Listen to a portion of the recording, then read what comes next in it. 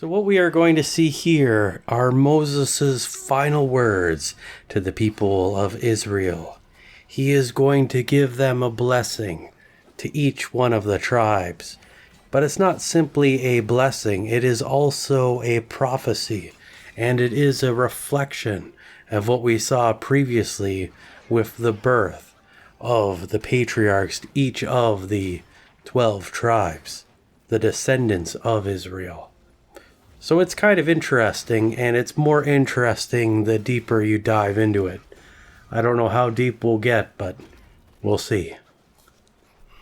Deuteronomy 33:1. This is the blessing with which Moses, the man of God, blessed the Israelites before his death. 33:2. He said, the Lord came from Sinai and beamed upon us from Seir. He flashed forth from Mount Paran, from among the 10,000s of holy ones, a flaming fire, Allah, at his right hand. So before we get into the details of the blessings, we have this introduction here.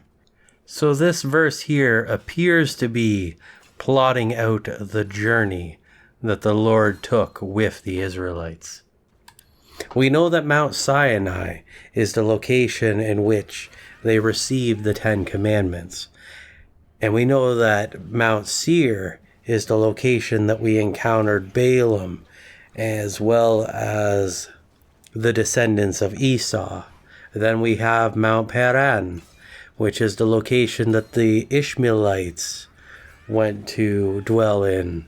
Ishmael, of course, is the brother of Isaac. Isaac is the son of Abraham, and Abraham, Isaac, and Jacob.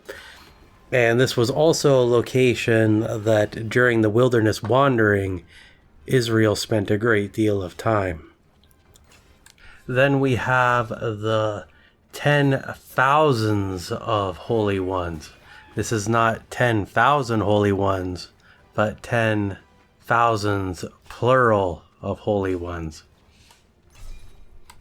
And there was tens of thousands of Israelites, so perhaps that's what it is referring to. To be a holy one simply needs to be consecrated to the Lord, and the Lord's people were consecrated to him, so therefore they were made holy by him. Then we have mention of a flaming fire, a law. So this is a comparison of the law that the Lord gave the Israelites to flaming fire. The flaming fire, of course, would be the judgment. And then we have it in his right hand. So the idea that the law is compiled into a book and is something that can be carried around and wielded as such. Deuteronomy 33:3. Yes, he loves the tribes, his people, all those consecrated to him are in your hand. They followed in your steps. They accepted your word and received direction from you. 33:4. When Moses commanded us a law as a possession for the assembly of Jacob. So the Lord loved the tribe of Israel. They were his people. He consecrated them to him, and he used Moses to lead them and direct them. And Moses also brought them the law. Deuteronomy 33:5. The Lord was king in Jeshurun, Israel, when the heads of the people were gathered, all the tribes of Israel together. So the Lord is the leader of Israel. And we see this word here, Jeshurun, and that is simply a poetic name that we read in the Bible as a reference to Israel, the tribe of Israel, and later on the nation of Israel. And now we see that the people are gathered together, and we're going to see these blessings now in the following verses. Deuteronomy 33:6. Let the tribe of Reuben live and not die out, but let his men be few. So Reuben was the eldest of the sons of Israel. He was the firstborn, and usually the firstborn receives the inheritance. But due to some shenanigans and some of the things that Reuben did, it didn't exactly pan out to plan. He engaged with sexual relations with his father's concubine, which is a terrible thing to do.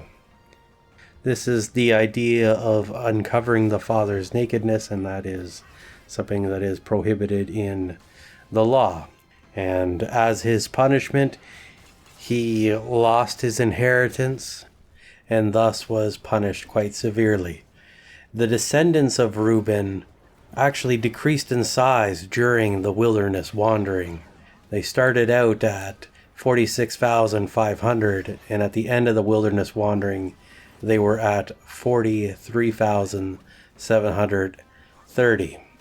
We also saw the tribe of Reuben in a coup or a rebellion.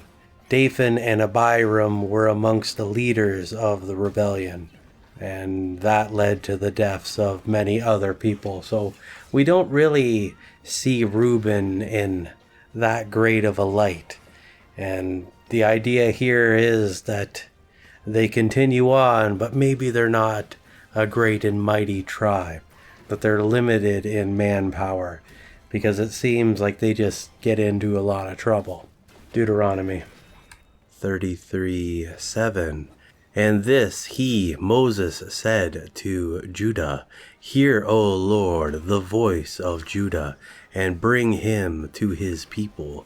With his hands he contended for himself, but may you be a help against his enemies. So now we have the tribe of Judah. Now Judah wasn't the second born tribe.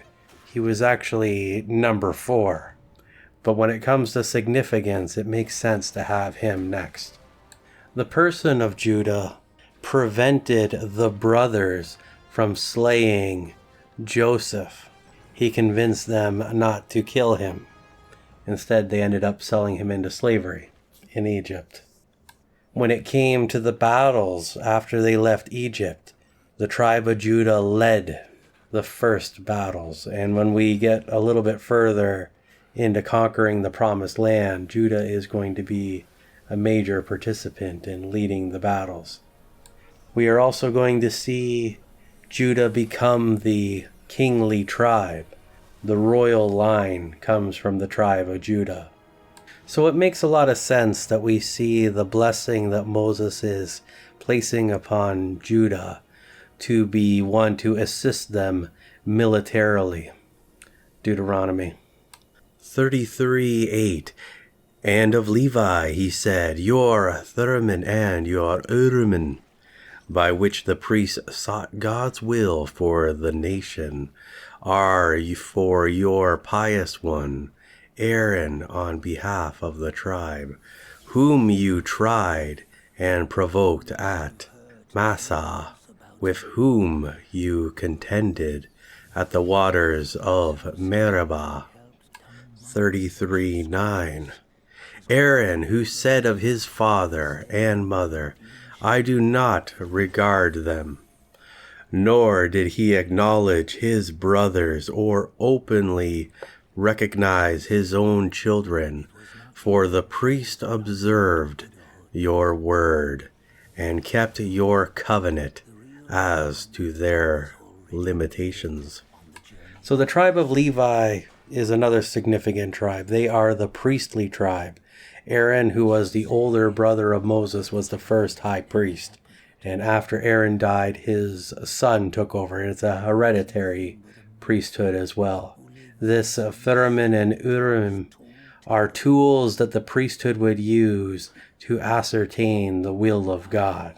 So they would have a question, and then they would be able to use these tools to figure out what God's will was. Some theorized that it was 2 balls. One was black and one was white, and they reached into a pouch and pulled one out, and whichever one they pulled out would be whatever the answer was. But that is speculation. But it could have been like that. It sounds relatively reasonable. We also see here that it mentions what happened to Aaron and the reason why Aaron was removed from the priesthood due to his sin. The priesthood was a very difficult thing, especially the high priest. They were to be consecrated to the Lord absolutely, so they were not allowed to attend funerals of any of their relatives or anyone else for that matter. It was even more strict than the normal priest. The priests were to have the Lord God above all else. Deuteronomy 33:10. The priests shall teach Jacob your ordinances and Israel your law. They shall put incense before you and whole burnt offerings upon your altar. 33:11. Bless, O Lord, Levi's substance, and accept the work of his hand. Crush the loins of his adversaries, and of those who you hate, that they arise no more. The role of the priest was not easy. It was a very difficult path when it came to remaining pure and being obedient to the Lord and doing all the work that the Lord needed to have done. And we see here that there is a great blessing for the Levite, that their work be blessed and that their work be accepted. For if the Levi is doing their work and it's not accepted, that's a terrible thing for the people of Israel. And we see here that the blessing also extends further beyond, in the sense that the adversaries of the priesthood, the adversaries of the tribe of Levi, should be crushed in the loins so that they stop reproducing and they stop coming back to cause problems for them. Deuteronomy 33:12. Of Benjamin he said, the beloved of the Lord shall dwell in safety by him. He covers him all the day long and makes his dwelling between his shoulders. So the tribe of Benjamin was the last son born in Israel. He was the baby, and he was from Rachel, who was the preferred wife, the one that he intended to marry. And we see him dwelling in safety. If you look at a map, a classical map of where the tribes were to settle, Benjamin is kind of in the middle, surrounded. So he is in a safe location. So perhaps that is the meaning of dwell between his shoulders, that it's a safe location. And that is what the blessing is for Benjamin. We are going to see a number of great heroes come from the tribe of Benjamin later on. And that's always exciting. Deuteronomy 33:13. And of Joseph he said, blessed by the Lord be his land, with the precious gift of heaven, from the dew and from the deep that couches beneath. So Joseph was the firstborn son of Rachel, and his father fussed over him quite a bit, and it drew the jealousy of his brothers, so they plotted to kill him. But instead they decided to sell him into slavery, and he was sent to Egypt and was a slave down there. And then he rose through the ranks and came to a position of power in Egypt. Then later on, when there was a famine in the land, the Israelites came down to Egypt to buy food. Israelites in this context being Joseph and his sons, a much smaller group. And through a whole array of events taking place, they ended up moving down to Egypt. And Joseph had two sons, Ephraim and Manasseh. Eventually, Jacob adopts Ephraim and Manasseh into the family, so they become their own tribes. So there are 14 different names representing the 12 tribes. So if a couple tribes are missing, there can still be 12 tribes because of Ephraim and Manasseh. We do see this happen from time to time. Sometimes they're included as the tribe of Joseph, and other times they're counted individually as Ephraim and Manasseh. Deuteronomy 33:14. With the precious things of the fruits of the sun, and with the precious yield of the months. 33:15. With the chief products of the ancient mountains, and with the precious things of the everlasting hills. 33:16. With the precious things of the earth and its fullness, and the favor and goodwill of him who dwelt in the bush. Let these blessings come upon the head of Joseph, upon the crown of the head of him who was separated, and prince among his brothers. 33:17. Like a firstling young bull, his majesty is, and his horns, like the horns of the wild ox. With them he shall push the peoples, all of them, to the ends of the earth, and they are the 10,000s of Ephraim, and they are the thousands of Manasseh. So the two tribes that are the descendants of Joseph receive tremendous blessings here when it comes to productivity as far as agriculture goes, and productivity as far as industry goes. And we're going to see a lot of interesting people come from the tribes descended of Joseph. Manasseh is a real go-getter, and Ephraim's pretty intense as well. Deuteronomy 33:18. And of Zebulun he said, Rejoice, Zebulun, in your interest abroad, and you, Issachar, in your tents at home. 33:19. They shall call the people unto Mount Carmel.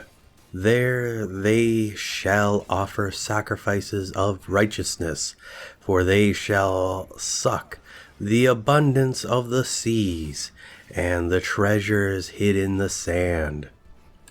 So not exactly a whole lot here for Zebulun, but it's not negative either, that they are going to be receiving a blessing when it comes to commerce or trade between nations and countries. Issachar, which is one of the bigger tribes, is receiving a great blessing when it comes to matters of the naval variety. And in those days, and throughout most of history, being close to the sea and close to water was tremendously important, for that's how things were shipped around. Also, there is a lot of food in the different seas as well, so that's always a good thing. Fresh fish, there you go. Deuteronomy 33:20. And of Gad he said, Blessed is he who enlarges Gad. Gad lurks like a lioness, and tears the arm, yes, the crown of the head. 33:21. He selected the best land for himself, for there was the leader's portion reserved, yet he came with the chiefs of the nation, and the righteous will of the Lord he performed, and his ordinances with Israel. So the tribe of Gad is a very powerful tribe.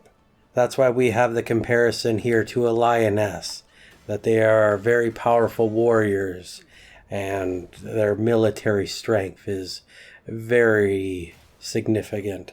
So we have a blessing to those that bless Gad. So those that help out Gad receive blessings.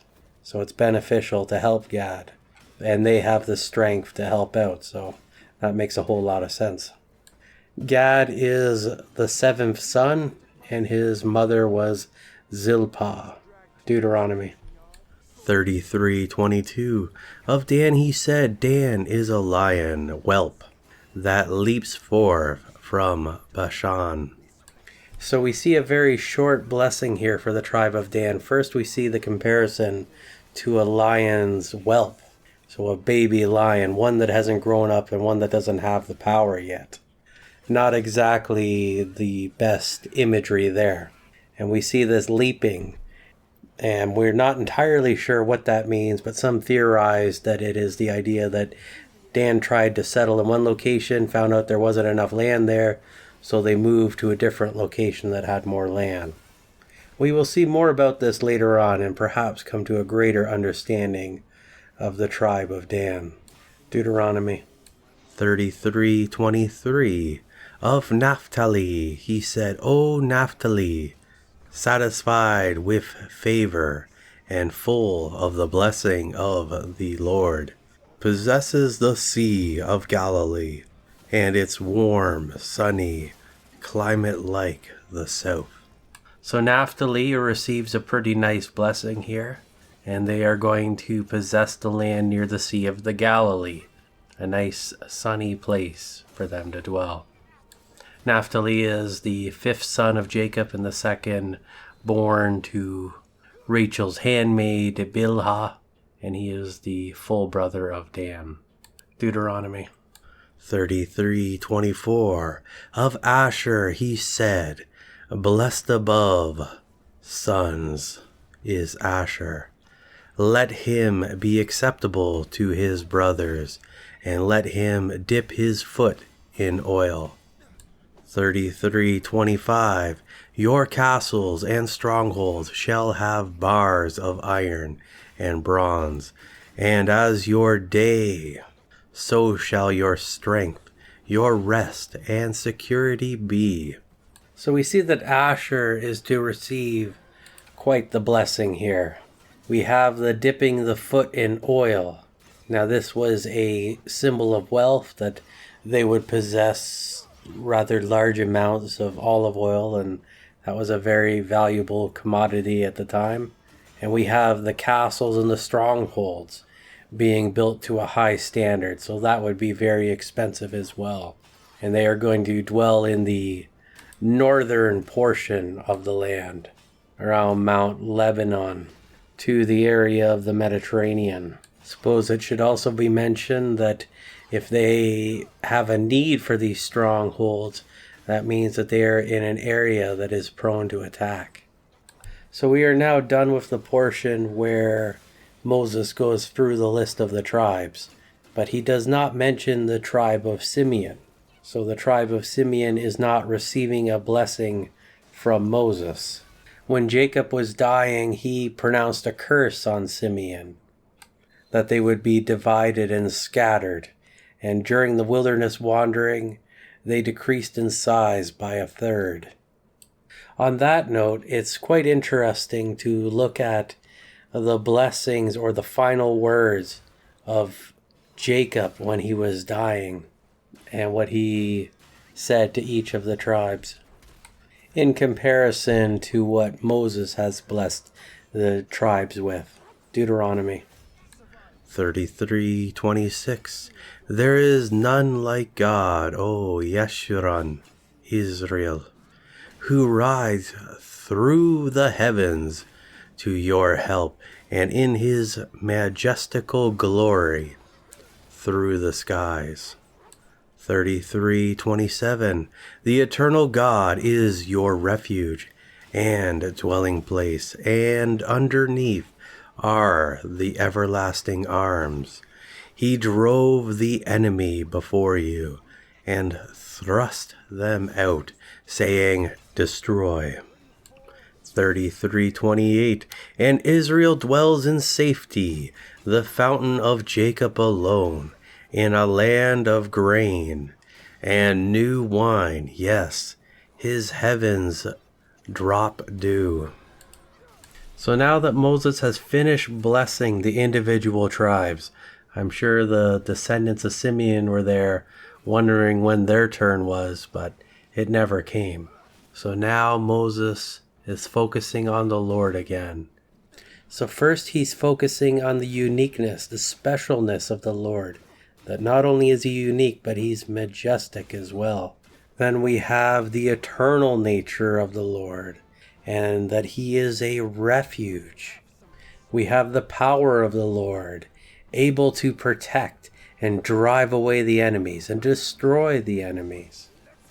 Then we have the relationship that he is going to protect and look after Jacob. These are all good things, and they are important to communicate to the people of Israel so that when the times get hard, they know who to go to for support. Deuteronomy 33:29. Happy are you, O Israel, and blessings is yours. Who is like you, a people saved by the Lord? The shield of your help, the sword that exalts you. Your enemies shall come fawning and cringing, and submit foreign obedience to you, and you shall march on their high places. So here we have the final line of the chapter, and it is certainly a wonderful sounding verse, and it is one to encourage the people of Israel so that they will be able to continue on. Encourage them to place their faith in the Lord, and to allow the Lord to lead them and guide them and direct them, so that their enemies will stand no chance at all. And so that the Israelites will go to their high places and destroy these false gods, these idols of these wicked people.